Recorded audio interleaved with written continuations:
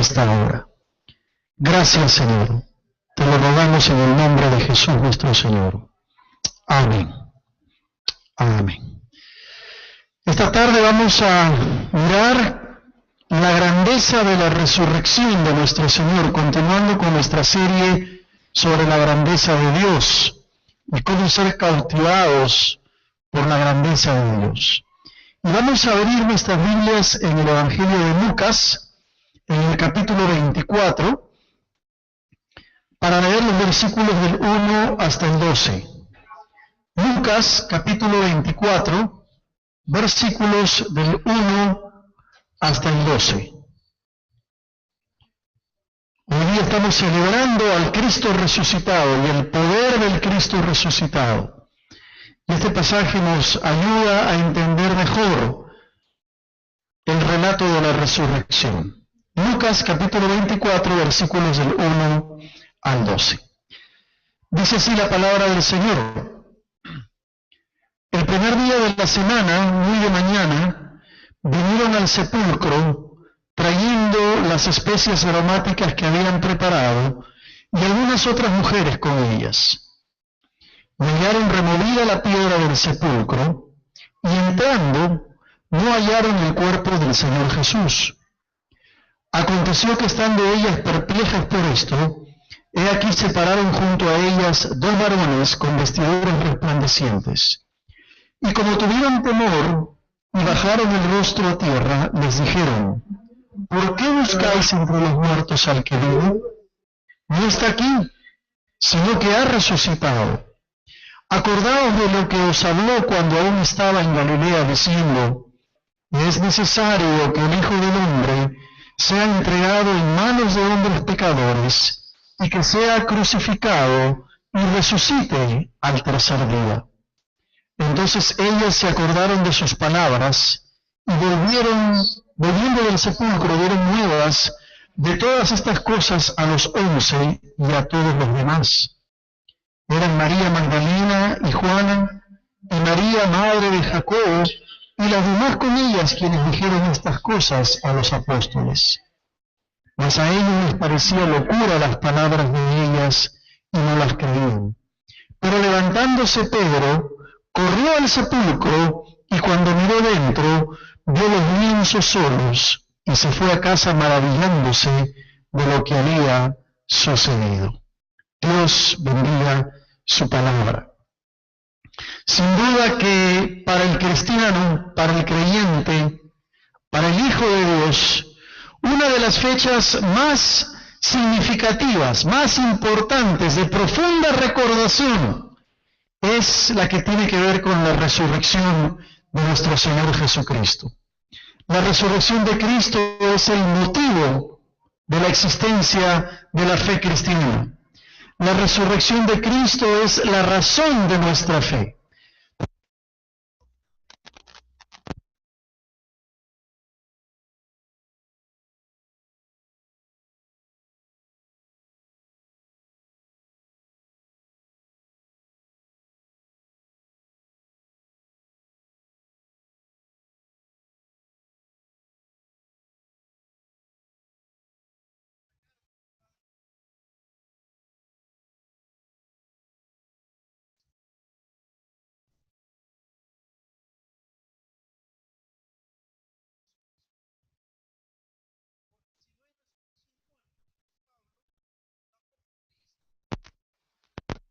Y si Cristo no resucitó, añade el apóstol, vana es entonces nuestra predicación, vana es también nuestra fe. Pero el apóstol añade y dice más, ahora Cristo ha resucitado de los muertos. Es decir, el apóstol señala que si Cristo no resucitó, nuestra fe no tiene sentido. Si Cristo no se levantó de los muertos, nuestra predicación, nuestra doctrina es infructuosa, es vana. Pero él añade, mas ahora Cristo ha resucitado, lo cual le da sentido y propósito a nuestra fe. Así que saber que el Señor ha resucitado es motivo de gozo para el creyente.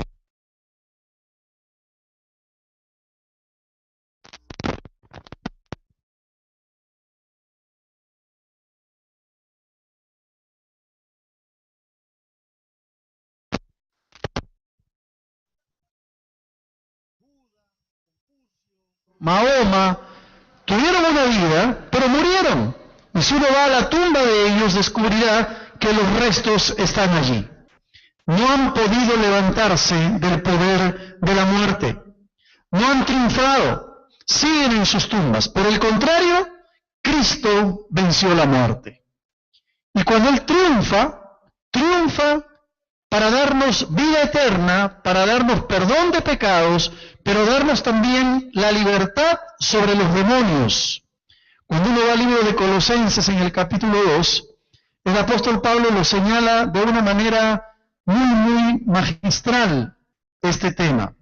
En Colosenses en el capítulo 2, en el versículo 13, el apóstol Pablo va a decir que ustedes, estando muertos en pecados y en la incircuncisión de vuestra carne, os dio vida juntamente con Él, perdonándoos todos los pecados, anulando el acta de los decretos que había contra nosotros, que nos era contraria, quitándola de en medio y clavándola en la cruz. Es decir, la muerte y la resurrección de Cristo trajo perdón de pecados. Pero mira lo que dice el versículo 15. Y despojando a los principados y a las potestades, los exhibió públicamente, triunfando sobre ellos en la cruz. Quiere decir que la muerte y resurrección del Señor trae no solamente perdón de pecados, sino que trajo también la victoria sobre los demonios, la victoria sobre las huestes espirituales de maldad, la victoria sobre Satanás y todos sus ángeles. Y esto es interesante notar porque la muerte y resurrección de Cristo, aunque parezca algo paradójico, nos trajo vida eterna. Y puede parecer un poco raro, ¿no?, que la muerte de Cristo traiga vida. Pero así fue justamente. El sacrificio de Cristo y el poder de la resurrección de nuestro Señor son señales de vida. Porque Dios es vida. Dios no es el autor de la muerte. Cuando Él crea, cuando Él actúa, cuando Dios habla, Dios transmite vida. Él no quiere la muerte. Por el contrario, quien trae la muerte es el diablo. Quien trae destrucción es el diablo. Ustedes están memorizando un versículo bíblico, ¿verdad?, que dice que el ladrón no viene sino para hurtar, matar y destruir. El ladrón es una referencia al demonio, al diablo. Pero el Señor dice, yo he venido para que tengan vida y vida en abundancia. Hay un contraste muy marcado. La vida viene de Dios. Y con la muerte de Cristo y con su resurrección, Él trajo vida para cada uno de nosotros. Seguramente ustedes han escuchado las historias de estos grupos sectarios en Estados Unidos, ya hace muchos años en Guyana, donde estos grupos liderados por un líder religioso, como fue el caso de los Davidianos en Texas hace unos años, tuvieron como característica algo común. ¿Qué fue lo común? Que estos grupos tuvieron o experimentaron un suicidio masivo. Porque justamente el diablo trae muerte, el diablo trae destrucción, pero el Señor con su muerte y resurrección nos ha traído vida. Dios es un Dios de vida, por eso se levantó triunfante sobre la muerte. Ahora, ¿qué significado práctico tiene la resurrección de Cristo para el cristiano? ¿Qué significado práctico tiene la resurrección de Cristo para ti? Ya no hablemos de la iglesia, no hablemos de la cristiandad. Tratemos de ponerlo de manera personal. Para mí, ¿qué significado tiene que Cristo haya resucitado? ¿Te has puesto a pensar? Quizá algunos pueden decir, bueno, nos alegramos por el hecho de que alguien que estaba muerto resucitó. Otros quizá diremos, bueno, nuestra fe, nuestra doctrina se fortalece, se fundamenta al saber que Cristo ha resucitado. Quizá alguno puede estar seguro de que lo que ahora cree es cierto, porque si hay algo que no podemos negar es la evidencia histórica de la resurrección de Cristo. Y recuerdo el año pasado, por esta misma época, compartimos cuáles fueron las evidencias de la resurrección de Cristo. ¿Se acuerdan? La tumba, el soldado, el sello, la piedra, tantas evidencias que muestran que Cristo se levantó de los muertos. Pero ¿qué significado tiene para mí y para ti de manera personal saber que el Señor vive por la eternidad? Todo esto puede parecer muy bueno, pero ¿qué hay más allá de eso? ¿De qué manera la resurrección de Cristo afecta tu vida? Mira, de nada nos sirve, o de muy poco diríamos nos sirve, aceptar una propuesta teológica, una declaración teológica que dice que Cristo se levantó de los muertos. Es inspiradora, tiene una enseñanza, pero ¿qué significa para mí? ¿Cómo afecta mi vida? Más allá de decir qué lindo, Cristo se levantó de los muertos, Él vive por los siglos de los siglos, ¿de qué manera eso afecta mi vida? ¿De qué manera práctica? Yo quisiera proponerte en esta hora que un aspecto práctico que nos lleva a pensar la razón por la cual Cristo se levantó de los muertos es el hecho de que el Señor quiere que tú y yo comuniquemos el Evangelio. Es decir, porque Cristo se levantó, tú y yo estamos llamados a predicar la palabra del Señor. ¿Cómo afecta tu vida la resurrección de Cristo? Debería afectar llevándote a predicar el Evangelio, a compartir tu fe con el que no conoce a Cristo, haciendo obra misionera, orando por las misiones, ofrendando por las misiones. Porque Cristo venció la muerte y resucitó, entonces tú y yo estamos llamados a cumplir el encargo del Señor, la gran comisión de ir y predicar el Evangelio a toda criatura. Y al final de este mensaje lo vamos a mirar una vez más para entender bien el propósito que el Señor tiene con cada uno de nosotros. Cuando Cristo se levanta de la tumba, se levanta por el poder de Dios. Y aquí tenemos que preguntarnos qué significa dejar que el poder de Dios que actúa en Cristo actúe también en mi vida. Porque si creemos que Cristo ha resucitado, y creo que aquí todos aceptamos esa verdad, entonces debemos de cumplir con lo que Él nos ha mandado. No podemos quedarnos callados ante la buena noticia de que el Señor se ha levantado triunfante sobre la muerte. Ese mismo poder que levantó a Cristo es el poder que tú y yo tenemos para comunicar el Evangelio a las personas. Y si hay algo que distingue al cristianismo de otras religiones, de grupos sectarios, es el poder sobrenatural de nuestro Dios. Si hemos entregado nuestra vida a Cristo, debemos ser y saber conscientemente que ese Dios a quien hemos dado nuestra vida es el Dios todopoderoso. No es un Dios pequeñito como siempre decimos. No es un Dios que yo puedo llevar en el bolsillo. No es un Dios que responde a mis antojos. Es el Dios de los cielos. Es el Dios todopoderoso.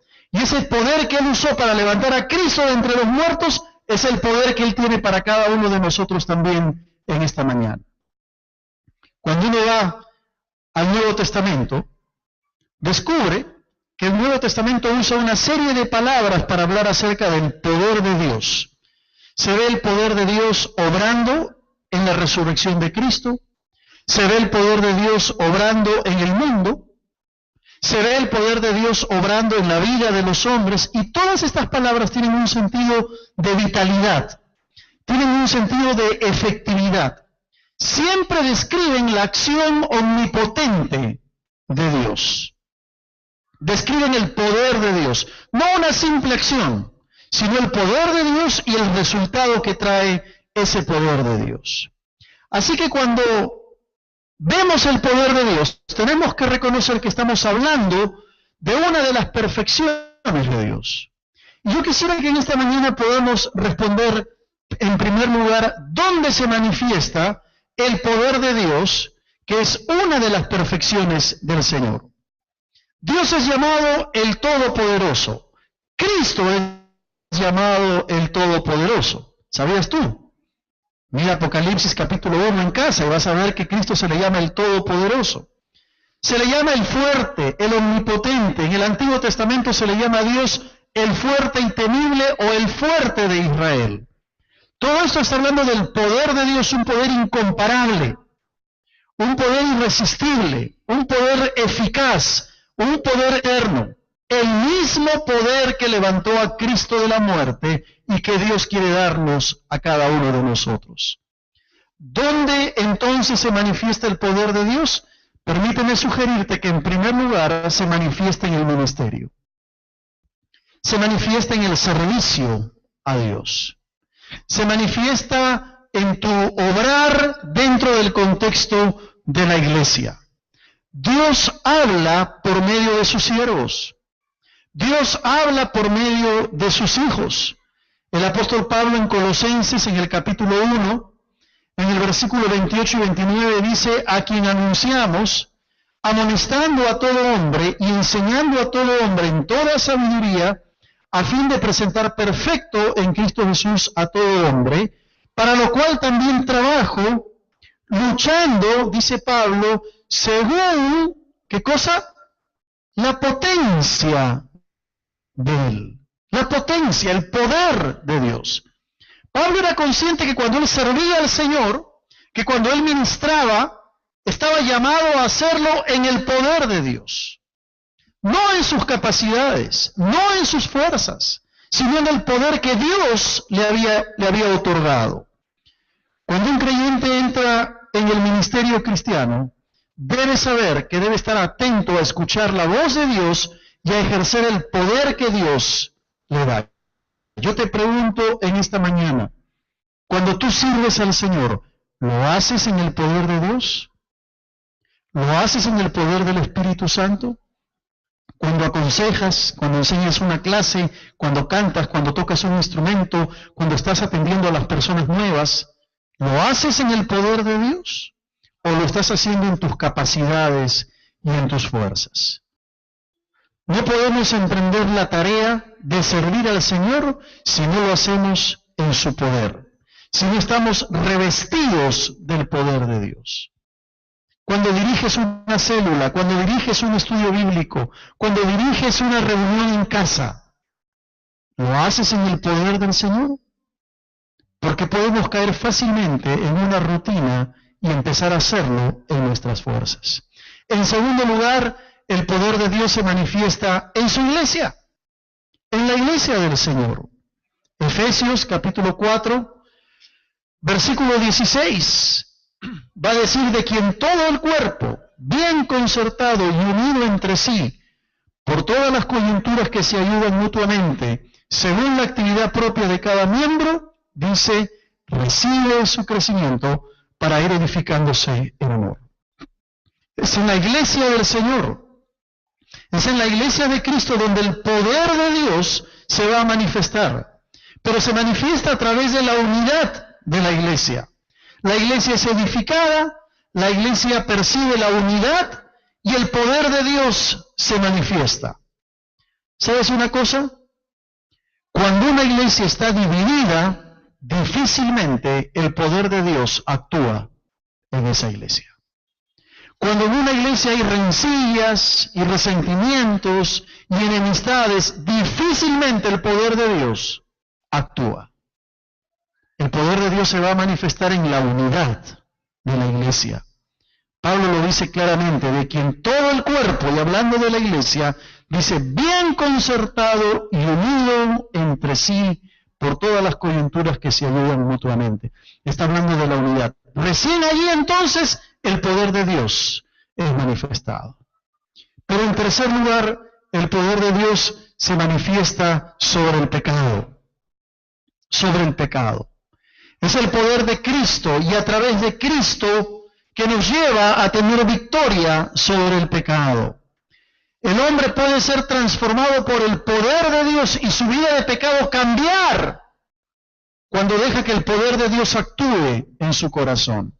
Mira Romanos capítulo 6, versículos del 1 al 4.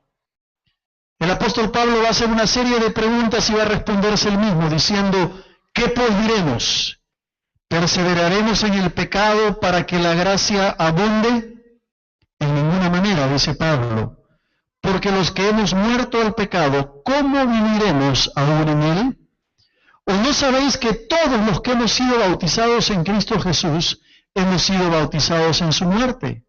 Porque somos sepultados juntamente con él para muerte por el bautismo, y mira lo que dice Pablo, a fin de que como Cristo resucitó de los muertos por la gloria del Padre, así también nosotros andemos en vida nueva. Qué tremendo lo que dice aquí el apóstol Pablo. Dice que así como Cristo resucitó de los muertos para la gloria del Padre, así también nosotros podamos andar en vida nueva. Hay otra versión que dice que podamos andar en novedad de vida. Qué bonito suena eso, ¿no? En una vida novedosa, en una vida que siempre es nueva, es lo que está queriendo decir el apóstol. Pero eso se expresa cuando tenemos victoria sobre el pecado, por el poder de Dios. Tú y yo sabemos que por nuestras propias fuerzas no podemos vencer el pecado, ¿verdad? ¿Cuántas veces lo hemos intentado? Por nosotros mismos, y no podemos. ¿Qué es lo que nos da victoria sobre el pecado? El mismo poder que levantó a Cristo de entre los muertos, que tú y yo lo tenemos por la gracia de Dios. Poder sobre el pecado. En cuarto lugar, en la vida interior se manifiesta el poder de Dios. En la vida interior. No es un poder que viene desde fuera. Es el poder del Señor que inunda nuestra vida desde dentro, cuando venimos a Él y le conocemos. Efesios en el capítulo 3, en el versículo 20 de Efesios 3, el apóstol Pablo va a decir, y aquel que es poderoso para hacer todas las cosas mucho más abundantemente de lo que pedimos o entendemos, según el poder que actúa en nosotros. Está hablando de ese poder de Dios que actúa en el ser interior, que va moldeando nuestra vida, que va cambiando nuestra forma de pensar, que va cambiando nuestra forma de hablar. ¿Cómo ese poder de Dios se manifiesta en nuestro ser interior? Cuando una persona viene a Cristo, la vida es transformada. ¿Cómo explicas que un drogadicto deje la adicción a las drogas cuando viene al Señor? ¿Cómo explicas que un hombre que ha practicado la infidelidad para con su familia por tanto tiempo conoce a Cristo y de pronto su vida es cambiada? ¿Cómo explicas que personas que estaban impulsadas por la codicia o la lascivia y la lujuria vienen a Cristo y sus vidas son transformadas? Es por el poder de Dios que actúa en el hombre interior, en el ser interior de la persona. Pues ese mismo poder que resucitó a Cristo es el poder que hoy puede obrar en tu vida y cambiar tu corazón. Tú me dirás, pero pastor, yo soy muy pecador. He hecho muchas cosas malas. Déjame decirte que el poder de Dios no tiene límites. Y si tú vienes a Él en esta hora y le entregas tu corazón, el Señor puede hacer de ti una nueva persona, cambiar totalmente tu vida, hacerte un cristiano de verdad, una cristiana de verdad.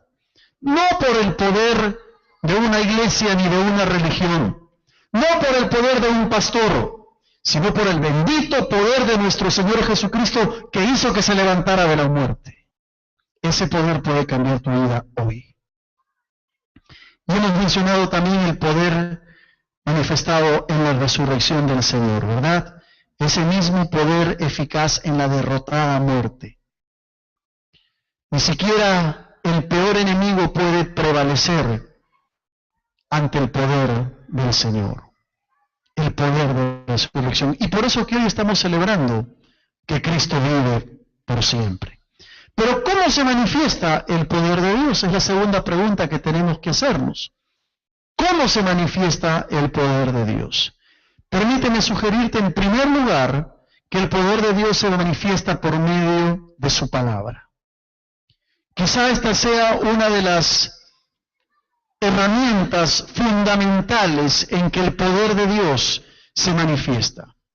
Si a algo le tienen miedo los demonios, es a la palabra de Dios, al nombre de Cristo, a la sangre de Cristo que brota del poder de la palabra de Dios. Mira lo que dice Hebreos, capítulo 4, versículo 12. El autor a los Hebreos va a describir el poder de la palabra de Dios. Y de una manera muy gráfica, usando figuras muy comunes, dice lo siguiente: porque la palabra de Dios es viva y eficaz, y más cortante que toda espada de dos filos, y penetra hasta partir el alma y el espíritu, las coyunturas y los tuétanos, y discierne los pensamientos y las intenciones del corazón.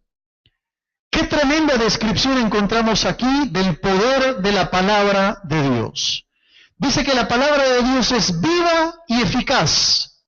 No es una palabra muerta, es una palabra que produce resultados. Y dice, más cortante que toda espada de dos filos. Si en la antigüedad una espada de un solo filo era capaz de quitarle la cabeza a cualquier persona, pues la palabra de Dios es representada como una espada de doble filo. Dice que penetra hasta partir el alma y el espíritu, es decir, puede penetrar lo más íntimo de tus sentimientos, de tu voluntad, de tus emociones, de tu intelecto, y puede penetrar hasta lo más íntimo de tu espíritu. Y dice además que puede penetrar hasta las coyunturas y los tuétanos, y discierne los pensamientos y las intenciones del corazón. ¿Sabías que la palabra de Dios puede discernir en este momento lo que estás pensando? ¿Puede discernir lo más profundo que hay en tu corazón? A veces nos hemos encontrado con personas que después que uno ha predicado un sermón, comentan con alguien y le dice, ¿y quién le dijo al pastor mi vida? ¿Quién le contó al predicador lo que yo estaba pasando? No es que alguien viene y nos cuenta lo que está pasando con tu vida. Es el Espíritu Santo, por el poder de la palabra, que nos muestra la realidad del ser humano. Es viva y eficaz. Así que, si tú quieres la manifestación del poder de Dios, ¿sabes qué tienes que hacer? Sumergirte en la palabra de Dios, estudiar la palabra de Dios, leer la palabra de Dios, meditar en la palabra de Dios. Algunos cristianos se lamentan porque no tienen victoria, y cuando uno les pregunta, ¿estás estudiando la Biblia? ¿Estás leyendo la palabra de Dios? No, pastor. ¿Y cómo van a tener victoria sobre el pecado? ¿Te acuerdas cómo el Señor venció a Satanás en el desierto? 3 veces usó el escrito está, usó la palabra. El poder de Dios se manifiesta por medio de la palabra. La Biblia no es solo un libro de historias bonitas, como nos hacen creer especialmente en Semana Santa, ¿verdad? La Biblia es un generador de poder. Cuando tú la atesoras, meditas y la guardas en tu corazón, entonces Dios te da el poder para poder vivir una vida como Él quiere que tú y yo vivamos. Pero también se manifiesta a través o por medio de su amor. El amor poderoso de Dios que transforma vidas. Gálatas, en el capítulo 5, el apóstol Pablo va a decir, porque en Cristo Jesús ni la circuncisión vale algo, ni la incircuncisión, sino la fe que obra por el amor. Hay poder en el amor. ¿Te acuerdas cuando el Señor dijo, conocerán que sois mis discípulos si tuvierais, ¿qué cosa? Amor los unos por los otros. Así que cuando mostramos el amor del Señor, el poder de Dios también se desata. En tercer lugar, por medio de la oración. Por medio de la oración. Juan capítulo 14, en el versículo 13 y 14, el Señor va a decir, todo lo que pidiereis al Padre en mi nombre, lo haré, para que el Padre sea glorificado en el Hijo. Si algo pidiereis en mi nombre, yo lo haré, dice el Señor. Hay tremendo poder en la oración. Cuando el pueblo de Dios se pone de rodillas y clama a Dios, se desata el poder de Dios. No lo podemos ver, no tenemos que esperar manifestaciones sobrenaturales, ni dar vueltas en el aire, nada de eso. Pero el poder de Dios se desata cuando 2 o 3 se reúnen en el nombre de Jesús. ¿Tú lo crees? Por eso es que cada vez insistimos en que debemos venir a orar los días miércoles. Sacrificarnos, porque cuando venimos a orar como iglesia, el poder de Dios se expresa. Por eso es que cada domingo ahora tenemos un tiempo de oración. No se trata de rellenar el programa ni de poner algo novedoso por ponerlo. Se trata de conciencia de que cuando el pueblo de Dios ora, el poder de Dios se manifiesta. Poder por medio de la oración. En cuarto lugar, está el poder por medio de la evangelización. Poder que se manifiesta por medio de la evangelización. Es el poder que transforma vidas. Decíamos hace un rato cómo entender un cambio de vida, cómo entender una transformación del corazón, de la mente, cómo entender que antes tú pensabas de una manera porque habías establecido un patrón mental, un esquema de pensamiento que marcaba tu filosofía de vida y de pronto llegas a Cristo y eso cambia. ¿Cómo entender si antes tu mente estaba moldeada por la filosofía mundana y vienes a Cristo y ahora eso es transformado? Porque alguien te habló del Evangelio. ¿Te acuerdas lo que dice Romanos en el capítulo 1, en el versículo 16? No me avergüenzo del Evangelio porque es poder de Dios. ¿Para qué? Para salvación. Para salvación. Por eso decíamos, el propósito, el sentido práctico que tiene para mi vida la resurrección de Cristo es que es una buena noticia que yo puedo ir a compartir con otros. Y el sentido que debe tener la resurrección de Cristo para tu vida, más allá de una bonita declaración teológica, es que debe llevarte a compartir el Evangelio. Porque el poder de Dios se va a manifestar por medio de la evangelización. Recibiréis poder, dice el Señor. El poder de Dios para salvación a todo aquel que cree. Allí se manifiesta ese poder transformador. Recuerda cómo era tu vida antes de conocer a Cristo, ¿verdad? Sin propósito, sin sentido, quizá envuelto en pecados, en vicios. ¿Y qué pasó? ¿Viniste al Señor? Y sin explicártelo tú, quizá sin darte cuenta, el poder transformador de Dios empezó a cambiar tu vida y te dio valores, te dio obediencia por la palabra, te dio amor al prójimo. Eso sucede cuando compartimos el Evangelio. Pero en quinto lugar, el poder de Dios se manifiesta de una manera que quizá no nos gusta a muchos. Uno puede decir, bueno, sí, a través de la palabra de Dios, qué lindo. Voy a leer la palabra, pastor, voy a venir al estudio bíblico. A través del amor, claro que sí, pastor, voy a amar a mis hermanos. A través de la oración, vendré los miércoles a orar, pastor. A través de la evangelización, perfecto, voy a compartir mi fe con los demás. Pero ¿sabes que el poder de Dios se manifiesta también por medio de la adversidad? Ah, no, pastor, eso sáquelo, por favor. Ese quinto punto, bórrelo. Nos quedamos con 4, pastor. ¿Por medio de la adversidad? Sí, hermano. Aunque nos cuesta aceptarlo, aunque nos cuesta entenderlo. Segunda de Corintios, capítulo 1, el versículo 6. En realidad todo el capítulo 1, pero vamos a leer el versículo 6. Segunda de Corintios 1:6, Pablo dice, si somos atribulados, es para vuestra consolación y salvación. O si somos consolados, es para vuestra consolación y salvación. Y nota lo que dice Pablo, la cual se opera en el sufrir las mismas aflicciones que nosotros también padecemos. ¿De qué está hablando el apóstol? Que el poder de Dios se manifiesta cuando tú y yo pasamos una situación adversa en la vida. Cuando tú y yo tenemos que enfrentar un conflicto en la vida. Cuando estamos pasando por un túnel oscuro, como decíamos al comienzo, y parecen que no hay sendas. Allí se manifiesta el poder de Dios, creando una senda, un camino donde vemos que no hay.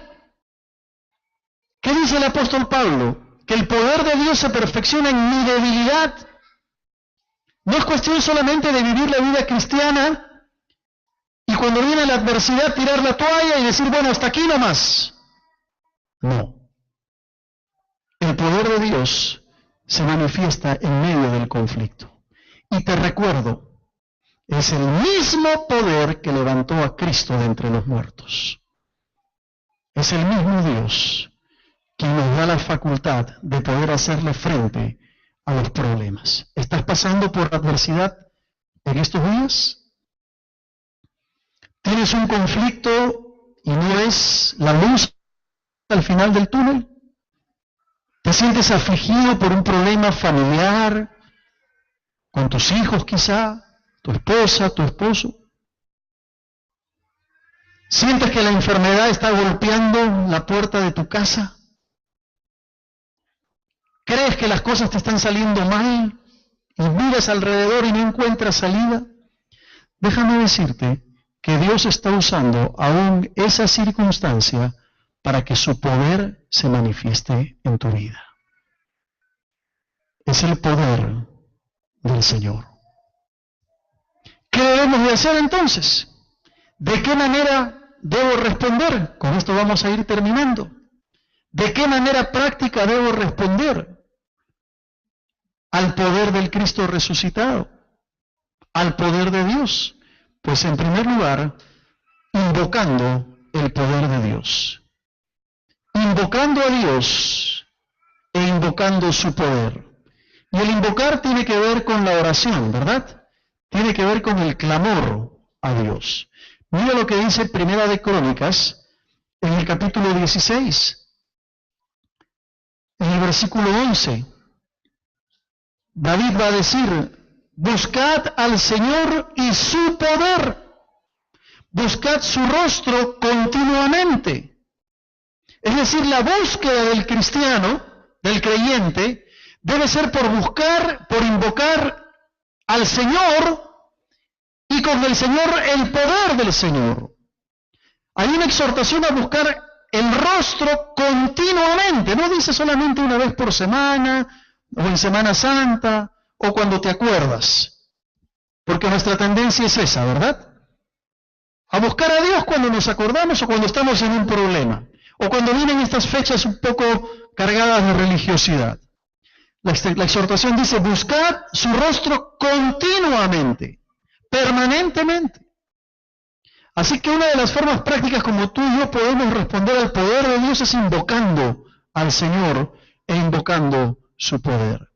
Pero en segundo lugar tenemos que reconocer el poder de Dios. Reconociendo el poder de Dios.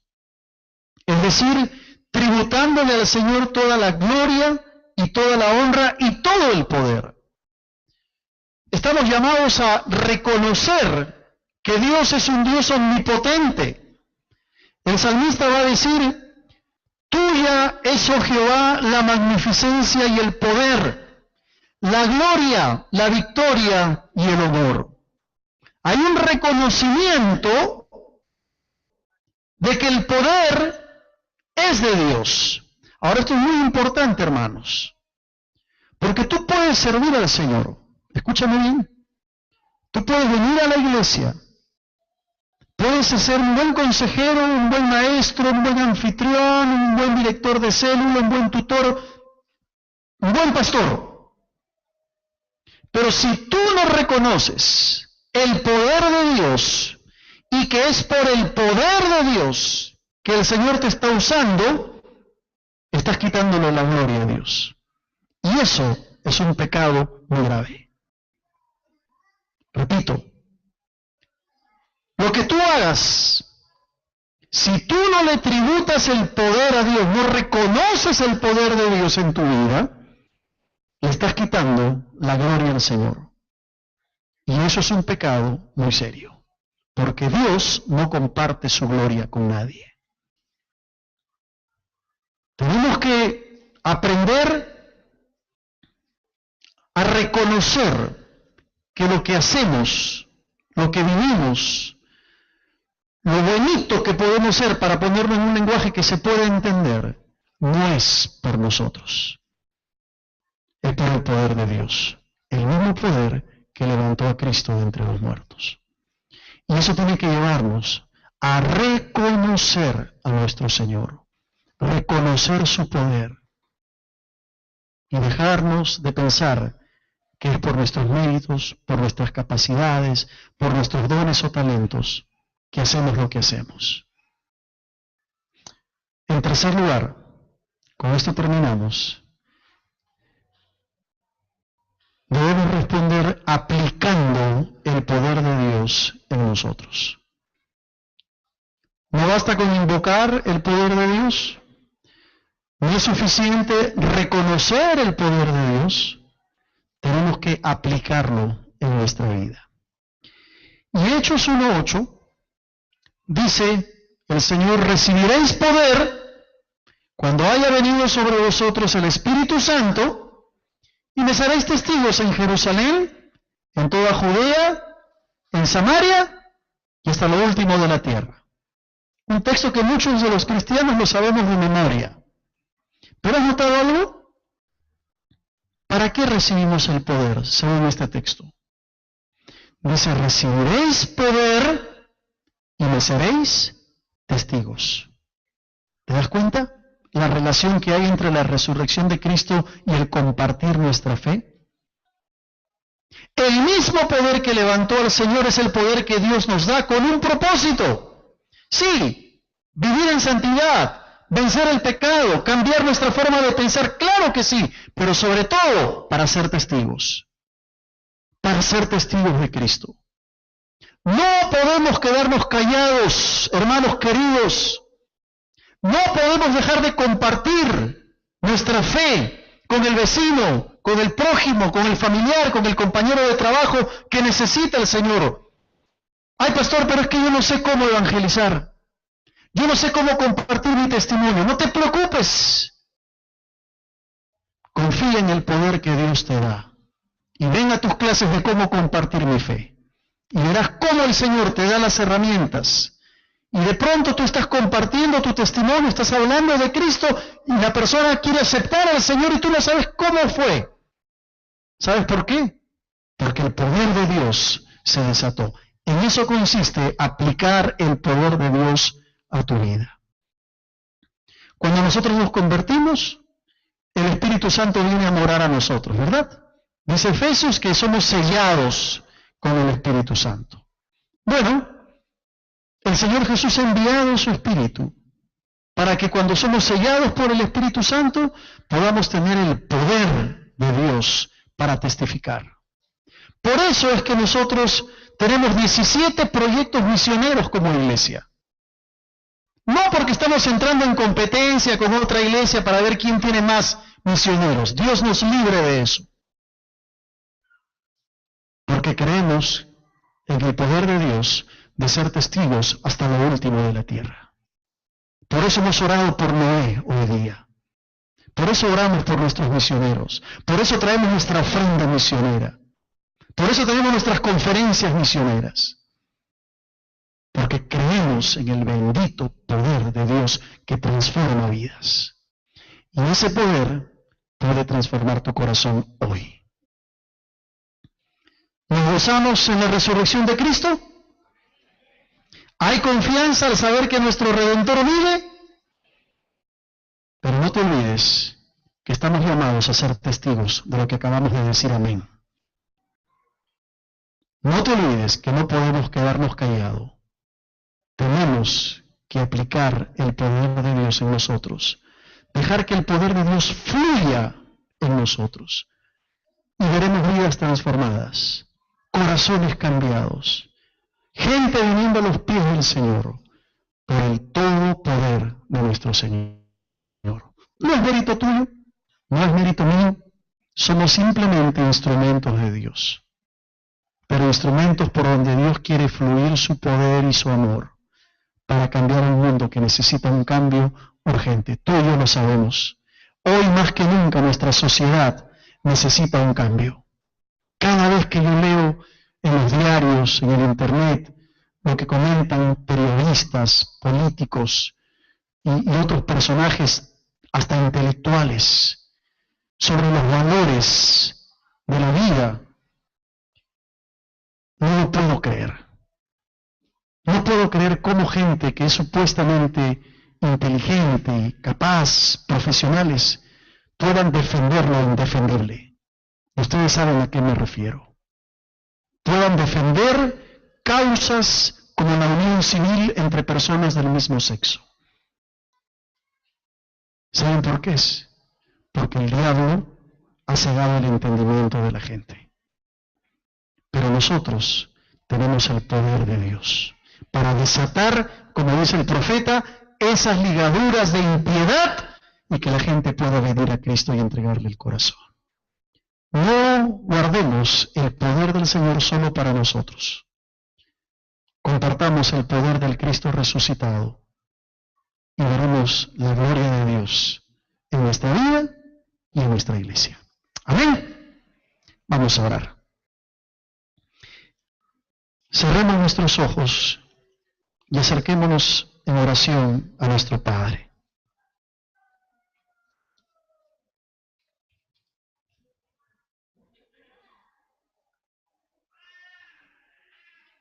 Te damos gracias por el poder que actúa en Cristo resucitándolo de los muertos y por el poder que tú, Señor, nos otorgas principalmente para ser testigos, para compartir nuestra fe, para hablar del amor tuyo a tantas personas que mueren sin Dios. Pero también, Señor, el poder capaz de transformar corazones. Que ese poder actúe hoy, cambiando vidas, Señor. Que tu Espíritu Santo nos ministre. En esa actitud de oración delante de Dios, yo quisiera hacer una oración por todas aquellas personas que quieren venir al Señor. Quizá usted nos está visitando por primera vez, por segunda vez, y ha escuchado la palabra de Dios hoy, y esa palabra ha tocado su corazón. Yo quisiera orar por usted. Si usted quiere entregarle la vida a Cristo, si quiere abrirle su corazón al Señor, al Cristo resucitado y celebrar la victoria de Cristo, yo quiero orar por usted. Y si usted quiere que yo haga una oración, si usted quiere entregarle su vida al Señor, ahí donde está le voy a pedir que levante su mano. Usted al levantar su mano me dirá: pastor, ore por mí, yo necesito al Señor. ¿Habrá alguna persona? ¿Habrá alguien que quiere venir al Señor? Dios le bendiga. ¿Alguien más que quiera hacerlo en esta hora? Dios le bendiga a usted también, Dios le bendiga. ¿Alguien más que quiere venir al Señor, que quiere entregarle la vida? Que el Señor le bendiga. Mantengan su mano en alto, yo quiero verles para orar por ustedes. Si Dios te habló, el poder de la palabra tocó tu corazón, no rechaces. No rechaces la voz de Dios. Ven al Señor. ¿Habrá alguna otra persona? Levante su mano si usted quiere venir al Señor. Y yo voy a orar por usted. ¿Habrá alguien más? ¿Alguien más que quiere hacerlo en esta tarde? Dios le bendiga. Yo quiero orar por ustedes que están con sus manos levantadas. Por favor, pónganse de pie, vengan aquí adelante un segundo. Sin ningún temor, pidan permiso, salgan de su silla. Quiero orar por ustedes. Solo voy a orar por ustedes. Usted que levantó su mano, venga por favor. Vamos a esperarle. Vamos a acercarnos al Señor en oración. Pónganse aquí adelante. Mientras todos estamos orando, es un momento de acercamiento al Señor. Estamos viniendo trayéndole la vida. Estamos celebrando al Cristo que vive. Él no está clavado en una cruz. Él se levantó triunfante por el poder de Dios. Y quiere darnos ese poder para ser mejores hombres, mejores ciudadanos, mejores amas de casa, mejores madres, mejores trabajadores, mejores cristianos. Si usted sabe que tiene que estar aquí adelante, venga, vamos a esperarle. No importa si no levantó su mano, venga aquí adelante. Yo quiero orar por su vida también. Vamos a esperar unos segundos y vamos a orar por las personas que han pasado al frente en esta mañana.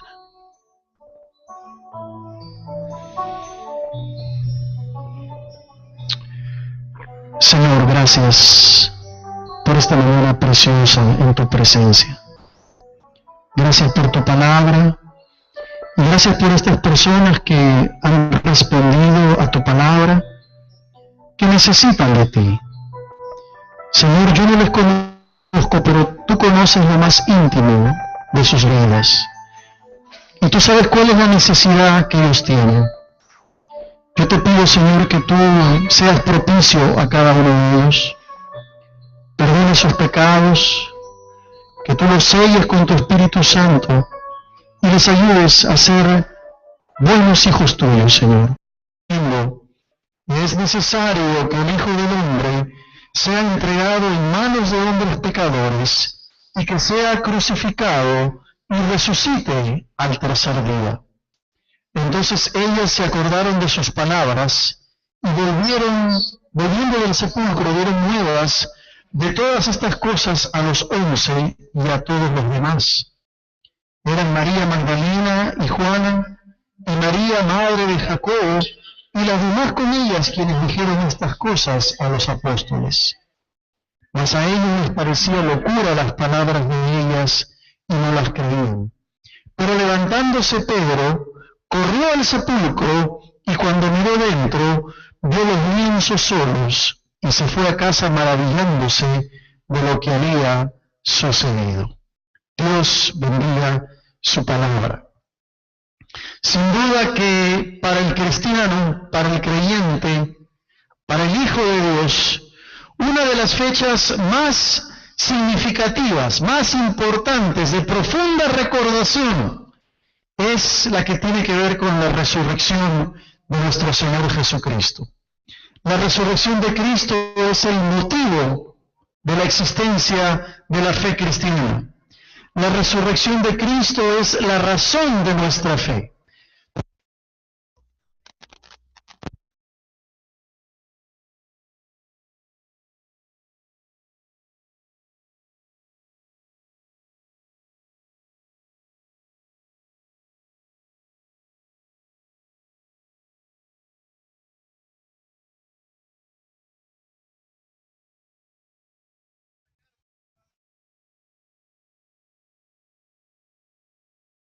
De destrucción es el diablo. Ustedes están memorizando un versículo bíblico, ¿verdad? Que dice que el ladrón no viene sino para hurtar, matar y destruir. El ladrón es una referencia al demonio, al diablo. Pero el Señor dice, yo he venido para que tengan vida y vida en abundancia. Hay un contraste muy marcado. La vida viene de Dios. Y con la muerte de Cristo y con su resurrección, Él trajo vida para cada uno de nosotros. Seguramente ustedes han escuchado las historias de estos grupos sectarios en Estados Unidos, ya hace muchos años en Guyana, donde estos grupos liderados por un líder religioso, como fue el caso de los davidianos en Texas hace unos años, tuvieron como característica algo común. ¿Qué fue lo común? Que estos grupos tuvieron o experimentaron un suicidio masivo. Porque justamente el diablo trae muerte, el diablo trae destrucción, pero el Señor con su muerte y resurrección nos ha traído vida. Dios es un Dios de vida, por eso se levantó triunfante sobre la muerte. Ahora, ¿qué significado práctico tiene la resurrección de Cristo para el cristiano? ¿Qué significado práctico tiene la resurrección de Cristo para ti? Ya no hablemos de la iglesia, no hablemos de la cristiandad. Tratemos de ponerlo de manera personal. Para mí, ¿qué significado tiene que Cristo haya resucitado? ¿Te has puesto a pensar? Quizá algunos pueden decir, bueno, nos alegramos por el hecho de que alguien que estaba muerto resucitó. Otros quizá diremos, bueno, nuestra fe, nuestra doctrina se fortalece, se fundamenta al saber que Cristo de Colosenses en el capítulo 2, el apóstol Pablo lo señala de una manera muy magistral este tema. En Colosenses en el capítulo 2, en el versículo 13, el apóstol Pablo va a decir que ustedes estando muertos en pecados y en la incircuncisión de vuestra carne, os dio vida juntamente con él, perdonándoos todos los pecados. anulando el acta de los decretos que había contra nosotros, que nos era contraria, quitándola de en medio y clavándola en la cruz. Es decir, la muerte y la resurrección de Cristo trajo perdón de pecados. Pero mira lo que dice el versículo 15. Y despojando a los principados y a las potestades, los exhibió públicamente, triunfando sobre ellos en la cruz. Quiere decir que la muerte y resurrección del Señor trae no solamente perdón de pecados, sino que trajo también la victoria sobre los demonios, la victoria sobre las huestes espirituales de maldad, la victoria sobre Satanás y todos sus ángeles. Y esto es interesante notar porque la muerte y resurrección de Cristo, aunque parezca algo paradójico, nos trajo vida eterna. Y puede parecer un poco raro, ¿no?, que la muerte de Cristo traiga vida. Pero así fue justamente. El sacrificio de Cristo y el poder de la resurrección de nuestro Señor son señales de vida. Porque Dios es vida. Dios no es el autor de la muerte. Cuando Él crea, cuando Él actúa, cuando Dios habla, Dios transmite vida. Él no quiere la muerte. Por el contrario, quien trae la muerte es el diablo. Quien trae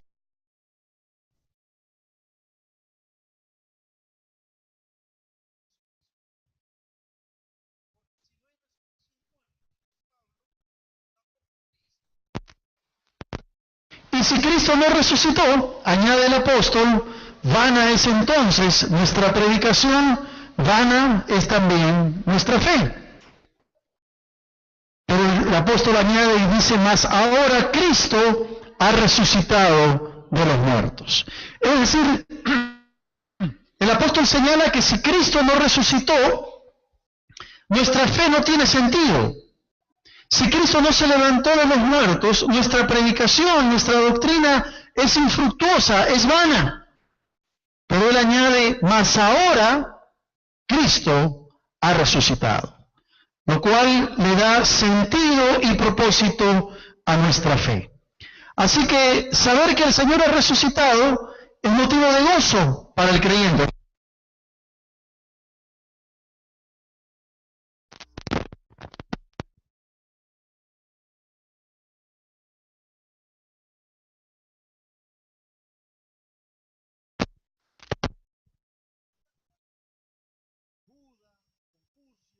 Mahoma tuvieron una vida, pero murieron. Y si uno va a la tumba de ellos, descubrirá que los restos están allí. No han podido levantarse del poder de la muerte. No han triunfado. Siguen en sus tumbas. Por el contrario, Cristo venció la muerte. Y cuando Él triunfa para darnos vida eterna, para darnos perdón de pecados, pero darnos también la libertad sobre los demonios. Cuando uno va libre esta hora. Gracias, Señor. Te lo rogamos en el nombre de Jesús nuestro Señor. Amén. Amén.